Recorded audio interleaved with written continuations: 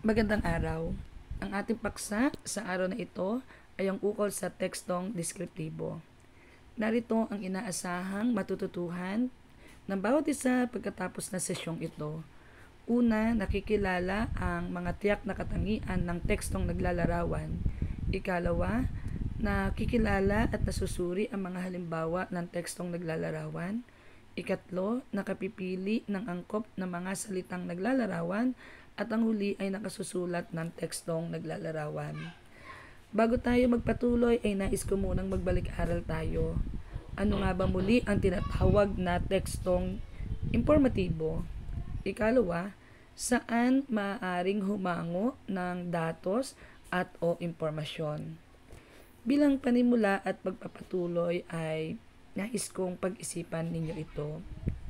Mahalagang kilalanin ang sarili at alamin ang sariling kahinaan at kakayahan o kalakasan bago gumawa ng anumang desisyon o isakatuparan ang anumang tungkulin. Ilarawan ang iyong sarili sa pamamagitan ng isang talata. Ibigay ang iyong mga katangiang pisikal at ang iba pang katangian tulad ng pag-uugali, disposisyon at pananaw. Ano nga ba ang tekstong deskriptibo o paglalarawan? Ang tekstong deskriptibo o tekstong naglalarawan ay nagtataglay ng impormasyong may kinalaman sa 5 pandama: paningin, pandinig, panlasa, pangamoy, panalat. Maaari nitong paksain ang anumang may kinalaman sa pisikal na katangian ng isang tao, lugar, bagay, at pangyayari. Madali itong makikilala sapagkat ito ay tumutugon sa tanong na ano. Sa pamamagitan nito ay nagiging tiyak ang isang impormasyong nais ipahayag o ibahagi. Masidhiin nitong naihahatid sa mga mambabasa ang larawang diwa at imahen na nais bigyang diin o ipahayag. Sa pamamagitan din ng paggamit ng tekstong paglalarawan, lumilikha ang may akda sa kanyang mga mambabasa ng isang madetalyeng imahinasyon na magsisilbing pundasyon niya upang paniwalaan ang katotohanan ng isang bagay, pangyayari o anumang nagaganap sa kanyang pang-araw-araw na karanasan. Pangunahing layunin ng isang tekstong naglalarawan ay ang makabuo ng isang malinaw na biswal, larawan at imahen upang mapalutang ang pagkakakilanlan nito. Bilang pagbibigay diin sa layunin ng tekstong deskriptibo ay makabuo ng isang hugis o anyo ng isang tao, pook, pangyayari sa pamamagitan ng imahinasyon. Ang tekstong informatibo rin ay maihahalin tulad sa isang larawang ipininta o iginuhit kung saan kapag nakita ito sa iba pang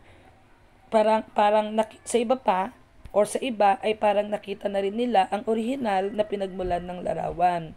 Subalit sa halip na pintura o pangkulay, mga salita ang ginagamit ng manunulat upang mabuo sa isipan ng mambabasa ang paglalarawan sa tekstong deskriptibo.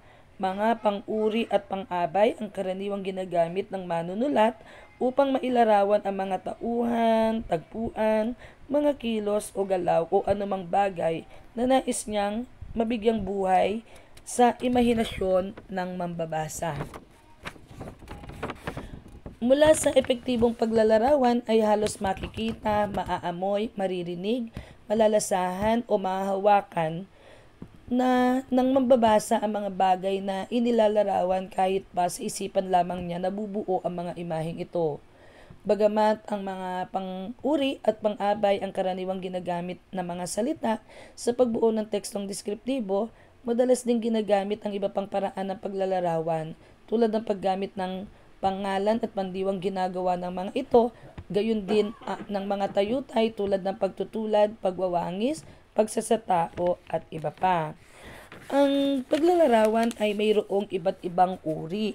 Ito ay masasabing karaniwan o objektibo ang isa sa uri ng paglalarawan. Karaniwang paglalarawan, Literal at pangkaraniwang gumagamit ng paglalarawan. Objektibo ang paglalarawan ng konkretong katangian ng mga impormasyon sapagkat tiyak ang ginagawang paglalarawan.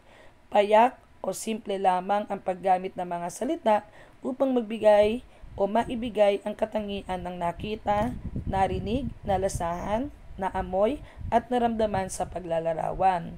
Halimbawa, paningin, maaari niyang ilarawan ang kanyang nakita na matangkad na bata, magandang mga mata, kulay berdeng halaman. Halimbawa naman sa pandinig ay sa panlasa ay maasim na prutas, matamis na tsokolate, maanghang na sausawan. Sa pandinig ay maingay sa plaza, mahinang boses, malakas na kulog. Sa pang-amoy ay maaaring maglarawan bilang mabangong damit, mabangong medyas, mabahong paligid, malansang isda. Sa panalat naman ay mahapding sugat, malamig na gabi, mainit na tubig at marami pang iba. Narito ang isang halimbawa ng tekstong naglalarawan. Sa Maynila, matindi ang polusyon. Mausok ang paligid, marami ang sasakyan. Maingay ang mga lansangan sa businahan ng mga sasakyan at ingay ng mga taong naglipana sa lansangan. Mabibilis ang mga sasakyan, nagtataasan ang mga gusali, malalaki ang mga tindahan, mataas ang halaga ng mga paninda, mabibilis ang mga mandurukot o magnanakaw, walang katahimikan sa kamaynilaan. Ang ikalawang uri naman ng tekstong deskriptibo ay ang tinatawag na masining o suhestibo. Di literal ang paglalarawan at ginagamitan ng matalinghaga o idiomatikong pagpapahayag. Malayang nagagamit ang malikhaing imahinasyon upang mabigyan ng buhay ang isang imahen o larawan. Taglay nito ang kasiningan ng pagpapahayag ng damdamin at pananaw. Halimbawa, sa paningin, kitangkad mo para kang poste. Sa pandinig, nabibingi ako sa sobrang hina ng boses mo. Panlasa, halos mapaso ang dila ko sa anghang ng Bicol Express na ulam namin kanina. Pang-amoy, masusuka na ako sa baho ng kanal sa labas. Panalat, nasunog ang balat ko sa tindi ng sikat ng araw. Sa halimbawa ng masining na paglalarawan ay ito. Sinagasa ng lalaki ang kasungitan ng gabi. Bagamat basa na ang suot niya at nakahakab na sa kanyang matipunong katawan, ay patuloy pa rin siya sa kanyang paglakad na pasagsag, na isaloob niyang hindi siya dapat maantala sapagkat ang ilang saglit niyang pagkabalam ay maaaring mga hulugan ng kamatayan ni Diday. Bilang pagpapatuloy ay meron din tayong tinatawag na technical na paglalarawan. Pangunahing layunin ng siyensya ang mailarawan ng akma ang anumang dapat at kailangang malaman tungkol sa mundo at kalawakan. Kalimitang gumagamit ang manunulat ng mga ilustrasyong teknikal na sulatin upang makita ng mambabasa ang larawan o itsura ng inilalarawan. Bilang pagpapatuloy ay nais muna nating bigyang diin. Paano nakatutulong ang paggamit ng angkop na paglalarawan o deskripsyon upang upang maibigay ang description sa babasahin o sa isang teksto? Bakit kailangang ilarawan ang isang tao, bagay, lugar o pangyayari? Narito naman ang mga dapat tandaan kapag tayo ay naglalarawan. Dapat pakatandaan na ang tekstong naglalarawan ay naglalaman ng mga tiyak na detalye. Ang mga detalyeng ito ay maaaring ilarawan sa pamamagitan ng paggamit ng sensory details o mga katangiang may kinalaman sa pisikal na katangian ng tao, bagay, lugar at pangyayari. Maaari ding gumamit ng figures of speech o matalinghagang salita tulad ng metapora at simile. Nakatutulong din ang paggamit ng factual details tulad ng pangalan, petsa at lugar.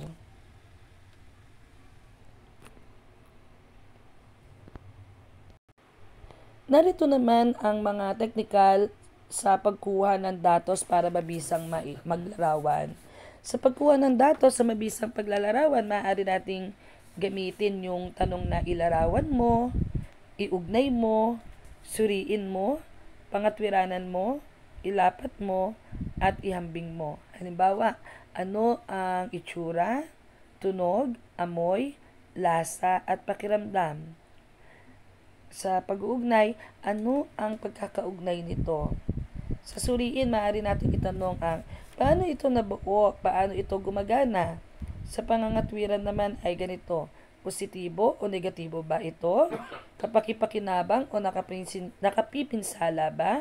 Sa paglalapat naman ay pwede nating itanong ang paano ito mailalapat sa iyong karanasan? At sa paghahambing, maaari nating itanong ano ang pagkakatulad at pagkakaiba. Narito naman ang isang halimbawa ng teksto na maaari nating basahin sa tekstong deskriptibo.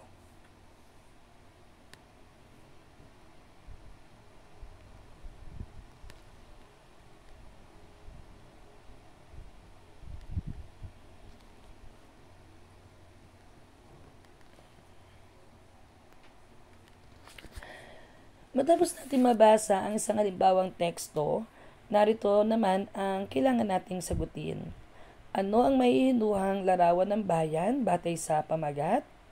Paano inilarawan ang bayan? Isa-isahin ang mga salitang ginamit sa paglalarawan. Iugnay ang kalagayan ng bayan sa tulang binasa sa pamamagitan ng paglalarawan sa kasalukuyang kalagayan ng bansa. Bago tayo matapos ay nais ko munang lagumin natin ang ating lektura. Ano-ano ang katangian at kalikasan ng tekstong deskriptibo. Gawing basehan ang mga binasa at tinalakay sa pagpupuno ng ating graphic organizer. Muli, bilang pagwawakas ay nais kong sagutin natin ito. Ano nga ba muli ang tinatawag nating tekstong deskriptibo o naglalarawan? Ano-ano ang katangian na dapat taglayin ng isang tekstong naglalarawan? Bakit kailangang ilarawan ang isang tao, bagay, lugar o pangyayari? Magbigay ng paglalarawan na ginamit sa tekstong binasa. Paano makatutulong ang tekstong naglalarawan sa sarili, pamilya, pamayanan at bayan? Paano magagamit ang isip, damdamin at kilos sa pagbuo ng tekstong naglalarawan? Bilang panguling gawain ay nais kong gawin po natin ito. Maganda pa rin ang buhay sa kabila ng pagsubok at hindi magandang pangyayari sa paligid. Piliin mong hanapin ang kagandahang ito. Kaya naman bumuo ng sariling tulang naglalarawan sa mabubuti o positibong katangian. Pumili ng isa sa alinman sa mga nais ilarawan mula sa pamilya, kapwa, komunidad, bansa at daigdig at kalikasan. Narito naman ang pamantayan sa pagmamarka sa ating gawain. Natapos na naman nating talakayin ang isang uri ng teksto at sa susunod ay tatalakay muli tayo ng iba pang uri ng teksto. Hanggang sa muli, mabuhay!